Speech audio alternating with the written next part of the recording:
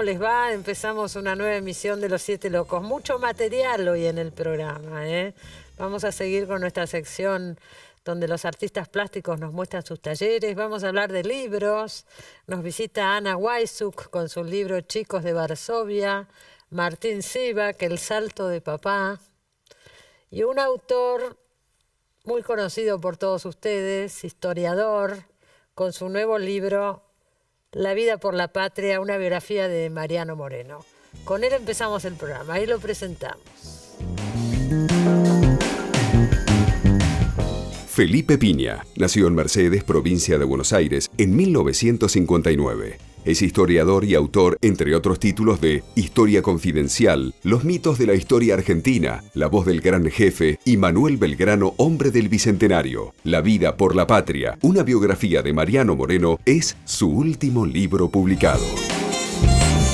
Bueno, acá lo tengo, señores. La vida por la patria, biografía de Mariano Moreno. ¿La anterior cuál había sido? ¿El de Manuel Belgrano? Belgrano, el hombre del Bicentenario. Oh, y antes el de San Martín. Así es, la trilogía, digamos. Bueno, le va muy bien a Felipe Piña, pero también veamos qué personajes, ¿no? Elegís, Sí. Felipe. Sí, personajes muy queribles, muy interesantes, pero también es complejo porque la gente supone que está todo escrito sobre ellos y Sí, hay que claro. encontrar algo diferente, una mirada Bueno. distinta. Y en cada caso creo que hay aportes de cosas que la gente la sorprende. O en el caso de San Martín, un documento que nunca se había publicado, como era un libro apócrifo escrito por Alvear, en el cual Alvear acusaba a San Martín de una cantidad de cosas. En ese libro Alvear decía que ese era una autografía de San Martín, ¿no? Y eso se nombró mucho, pero nunca se había publicado. Lo pude encontrar y está publicado en ¿Y el... cómo lo encontrás? ¿Dónde se Y encuentra? bueno, es búsqueda, digamos. Hay que buscar, hay que poner ganas, creo que también la pasión Pero no está en ayuda. los archivos. No estaba en el archivo, estaba en el Museo Mitre. En el Museo Mitre. Estaba en el Museo Mitre, que es un gran museo y un gran archivo también, ¿no? Bueno. Y la verdad que fue difícil encontrarlo, pero ahí lo encontré. Y me llamó mucho la atención que nunca se había publicado el contenido. Se nombraba como libro raro, perdido. ¿Y a qué atribuís eso? ¿Hay intereses? Y hay como intereses para que no porque se publique? y hay un poco de protección para un personaje como Alvear que tiene que ver con familias muy tradicionales, el abuelo de un expresidente, digamos, ¿no? Y probablemente por eso, y la verdad que era un libro muy canallesco porque en ese libro Alvear todo el tiempo hablaba en primera persona como si fuera San Martín el que escribía. Es terrible, ¿no? Tremendo.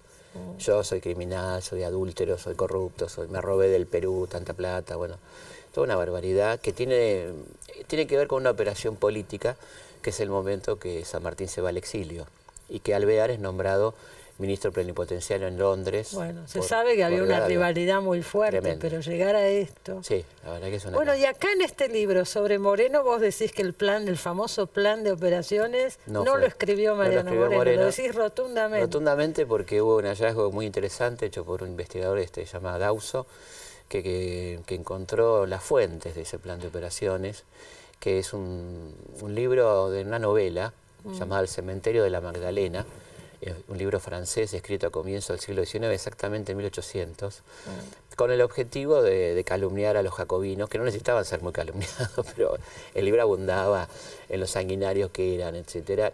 Y en un momento el personaje de la novela, un monárquico, se enfrenta a un jacobino que da un discurso muy largo, de muchas páginas, donde habla de verter sangre, cortar cabezas, etcétera, que es lo que este hombre, que es Álvarez de Toledo, el redactor del plan, un agente español que trabajaba también para Portugal, inventa este plan y transcribe directamente lo que hoy llamaríamos copy-paste. Claro.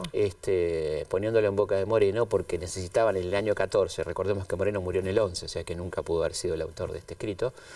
Era del 14 el escrito. Es del 14, Álvarez de Toledo lo escribe, con la intención, en el momento que Fernando VII vuelve al trono y quiere lanzar la reconquista de las colonias, de dar un argumento a los monárquicos de qué salvajes eran los revolucionarios de América. Entonces se exageraba y la verdad que si uno lee el plan aparecen cosas muy fuertes. Es ¿no? muy fuerte. Cortar cabeza. Pero se discutió mucho si era o no de Moreno. Se discutió mucho y en algún momento hubo gente que quiso creer que era de Moreno, quizá los sectores más a la izquierda del panorama histórico y otros como sectores... una reivindicación, vos Exactamente, decís. como una reivindicación. Y fíjate que, por ejemplo, en los años 70, este plan, que era plan de operaciones, en el documento original, se comenzó a llamar y se comenzó a publicar como plan revolucionario de operaciones, ¿no? Digamos, muy en un clima muy de época, donde Moreno aparecía también. O sea que en el fue panteón. usado también políticamente. Sí, sí, sí.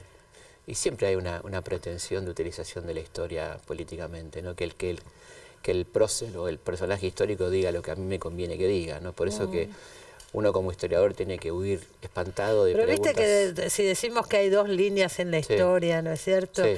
Hay personajes que los reivindican. Belgrano no es discutido por nadie, No. San Martín tampoco, y Sí, Moreno sí. pienso. Y que Moreno tampoco. yo creo que sí hay algunos sectores, pero lo que quiero decir es que uno como historiador tiene que escapar, pero no por miedo, sino porque no debe hacerlo, de la pregunta frecuente, ¿qué diría hoy San Martín? ¿Qué diría hoy Moreno? Porque Claro.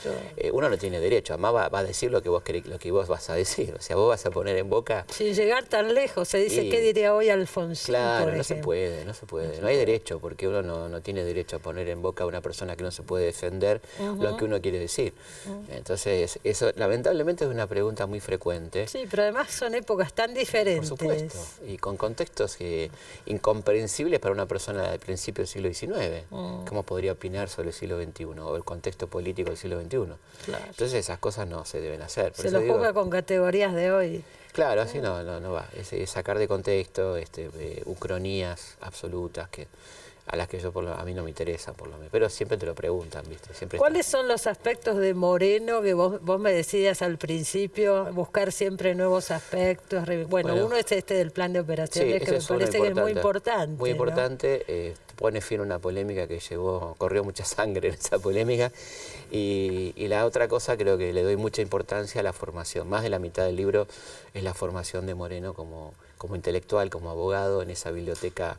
Es casi una cuestión borgiana, ¿no? Porque él llega a la biblioteca del obispo Terrazas en Chuquisaca y tiene ahí 6.000 libros, de los cuales 2.000 deben ser prohibidos, porque el obispo, en vez de quemar los libros que la Inquisición incautaba, los guardaba en su biblioteca. Entonces Moreno tiene a su disposición lo que el Índex prohibía, y de eso incluso provoca el cambio de su vocación, porque él iba obligado un poco por la familia a estudiar para sacerdote a Chuquisaca.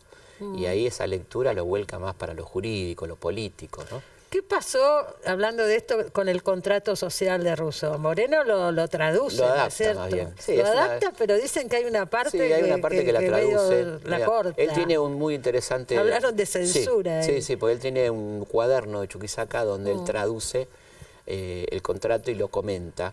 Y él entiende que cuando lo transcribe para la Gaceta, que es una especie de adaptación divulgatoria, lo que hace es sacar la parte de religión, que es lo que a vos te referís, donde Rousseau critica la religión.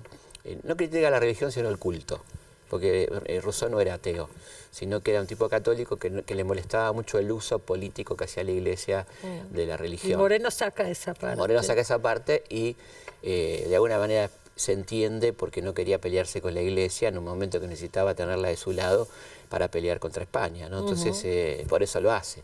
Pero después tiene escritos que dicen lo mismo que Rousseau. Digamos, Era un ¿no? libre pensador, Moreno, Él sin lugar a dudas. coincide con Rousseau, lo que pasa es que no es que la censura por cuestiones puramente estratégicas, es un párrafo muy pequeño. Claro, pero viste como de pronto esas cosas... Sí, pero es lo único que modifica el contrato social, sacándole esa parte, que no es tampoco tan significativa, porque él después en escritos propios dice lo mismo o más allá de lo que decía Rousseau. Claro. Ahora, Moreno era un abogado prestigioso, sí, muy prestigioso antes de entrar en la política. Absolutamente, ¿no es un gran abogado, un tipo sí. que defendía causas de gente, causas perdidas, viudas que no le pagaban la pensión, huérfanos, soldados negros que no le daban ascenso en el regimiento de Pardos y Moreno. Defensor de pobres. Defensor de pobres, y a la vez el abogado del Cabildo, que tiene, por ejemplo, que llevar adelante una causa muy particular, que es cuando Rivadavia reclama que le paguen el título de abogado, que le paguen un plus, y Rivadavia investiga y descubre que Rivadavia no era abogado.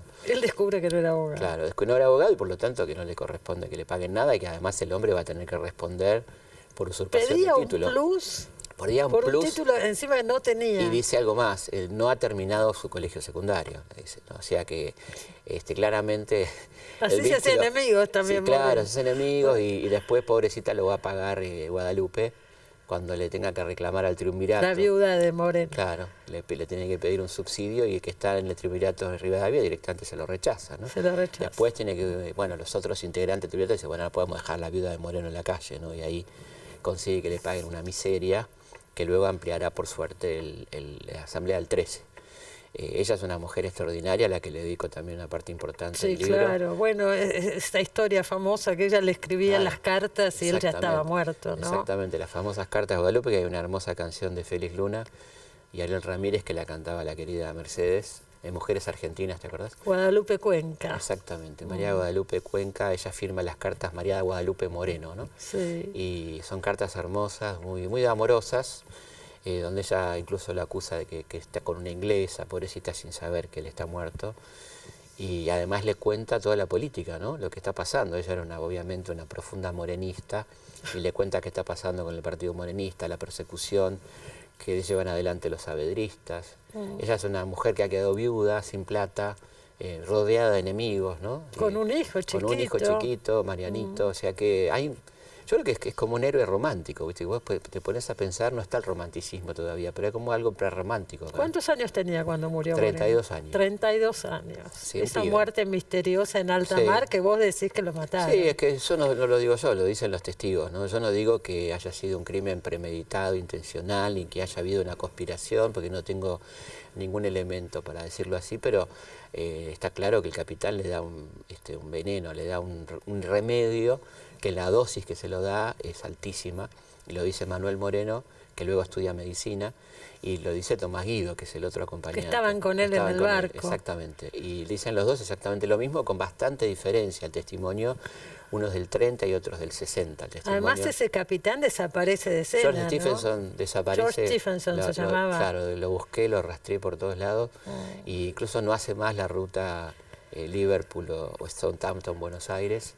Busqué en todos los registros del Royal Navy, el tipo no aparece nunca lo cual más. Arroja ciertas sospechas sobre Gran Bretaña, ¿no? Porque están encubriendo a una persona, evidentemente, ¿no? Así que digo sospecha, más que eso no Moreno puedo. no tenía mala relación con los ingleses. No tenía mala relación, pero sí había tenido algunos choques con Lord Stranford, que era el embajador inglés para la zona, porque obviamente no podía haber embajador inglés en Buenos Aires porque éramos una colonia española todavía para Inglaterra, que no nos reconocía independiente. Claro. Entonces nuestro referente diplomático estaba en Río Janeiro, que era Lord Stranford, sí. Y el tipo le había advertido a Moreno que no avance tanto con la revolución. Hay cartas muy fuertes, por ejemplo, después del fusilamiento de Liniers, porque claro, Inglaterra tenía que responder ante España, que era su aliada a la lucha contra Napoleón, entonces no quería darle soga a los revolucionarios, ¿no? El fusilamiento de Liniers es otro punto. Vos Sí. decís en el libro que toda la Junta, fue una decisión de la Junta fusilar a Liniers, no de Moreno, como se Moreno, dijo también. no, por supuesto, y que le cargan las tintas a Moreno, pero ahí está claro que toda la Junta está de acuerdo, lo dice cada uno después en sus memorias, e incluso el obispo el cura Alberti, el único sacerdote de la Junta, se lamenta no poder votar a favor del fusilamiento y se permite en el acta de la reunión de la Junta agregar que aconseja que no perdonen al obispo que está en la confabulación de Liniers, porque incurre en un pecado peor ese hombre en sublevarse contra la revolución. El obispo. Y lo dice el cura Alberti, ¿no? Así que fíjate vos que parcial que es el relato del fusilamiento de Liniers, que por otra parte no estamos fusilando a un opositor político, un tipo que escribía notas en la prensa, sino aquel que estaba por asaltar Buenos Aires y Santa Fe a sangre y fuego, ¿no? Es un acto defensivo. A nadie le gusta que fusilen a nadie, pero digo, no es que lo fusilan por ser un opositor es un acto defensivo. Digamos. Saavedra también estuvo a favor del fusilamiento. Él nunca se desdijo de ese fusilamiento porque era la forma de evitar que la contrarrevolución tomara Buenos Aires, ¿no? Era eso, no por otro modo, no había ni sanguinario ni nada de eso. O sea, y además un acto que tenía que ver con que Liniers mantenía cierta popularidad en Buenos Aires porque había sido el héroe de la Reconquista. Entonces no lo podía entrar acá para juzgar, digamos. Esto lo dice claramente Moreno, ¿no? Y así se fusila. Y claro, así es. Las rivalidades con Saavedra eran ideológicas más que de estilo, digamos. Exactamente, yo lo digo muy claramente en el libro porque hay una especie de banalización de la rivalidad Moreno-Saavedra como si fueran dos personalidades que por envidias o cuestiones personales. No, tiene que ver con dos proyectos antagónicos ideológicamente, ¿no? Si bien el proyecto de Saavedra es un proyecto muy desdibujado porque es un hombre que no tiene muchas luces ni tiene una escritura política, ni ha dejado nada más que una defensa en juicio, unas breves memorias que no escribía él. Es un tipo que de política no entiende mucho, es un conservador por formación. Es un conservador. ¿Qué querían? Cambiar las autoridades, pero en medio la estructura mantenerla. Totalmente. Y Moreno parecía como el tipo con las ideas revolucionarias, digamos, revolucionarias, ¿no? Liberales de la época. En realidad el que lo maneja Saavedra es el de Anfunes, ¿no? Que es un gran ideólogo, un tipo muy preparado. Y bueno, él sí es el artífice de la derrota de Moreno, ¿no? Que va preparando el terreno para provocar su salida de la Junta a través de una maniobra muy poco legítima, que es incorporar a los diputados que llegaban del interior para conformar una legislatura, y en vez de hacer una legislatura o un congreso que redacte una constitución, los incorporan a la Junta, se crea la Junta grande y Moreno queda en minoría y por lo tanto lo obligan a renunciar, ¿no? O sea, la incorporación fue justamente para eso, para incorporar más miembros y dejarlo en minoría. Y él comete el grave error. Claro, pero ahí se dice Moreno era unitario, que no quería la incorporación. Claro, pero no tiene nada que ver, es absolutamente falso, porque primero Saavedra nunca habló de federación en su vida, la palabra federación no la pronunció, por lo menos no está escrito en ningún lado. Y Mariano Moreno tiene un texto maravilloso sobre la federación, el ejemplo norteamericano, ¿no? Lo que significa la federación como el modelo más justo, dice él. Dice, difícil de aplicar entre nosotros por las características de una zona muy rica y un país pobre, pero él está totalmente a favor de la federación. Y él quiere que se incorporen los diputados, pero como se decía, a un poder legislativo, no a un poder ejecutivo, pues sabía que era la minoría. Y termino la idea, además, lo que más le preocupaba a Moreno, que si no se conformaba el Congreso, nunca íbamos a tener Constitución.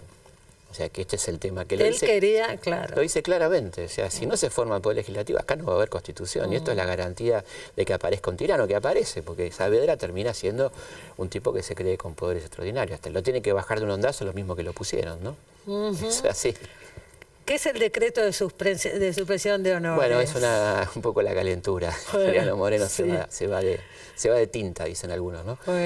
Porque, claro, él no lo invitan a la primera fiesta por la primera victoria, la victoria de Suipacha. Era secretario no lo invitan a la fiesta, era un miembro de la Junta. Y era el secretario de guerra, además. Claro, una provocación, ¿no?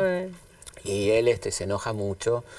Y en ese convite, un soldado borracho brinda por el emperador de América, Cornelio Saavedra, y su esposa, la emperatriz, ¿no? Entonces, bueno, él se redacta ese texto que es maravilloso, es un texto memorable, ¿no? Contra el autoritarismo. Supresión de honores. Fantástico. Claro. Pero bueno, y entonces Saavedra aprovecha esta cuestión para avanzar sobre Moreno, ¿no es cierto? Avanza hasta que lo logra sacar. En pocos días, decretos del 6, el 18 logran su renuncia, ¿no? Con esta mayoría automática que se crea.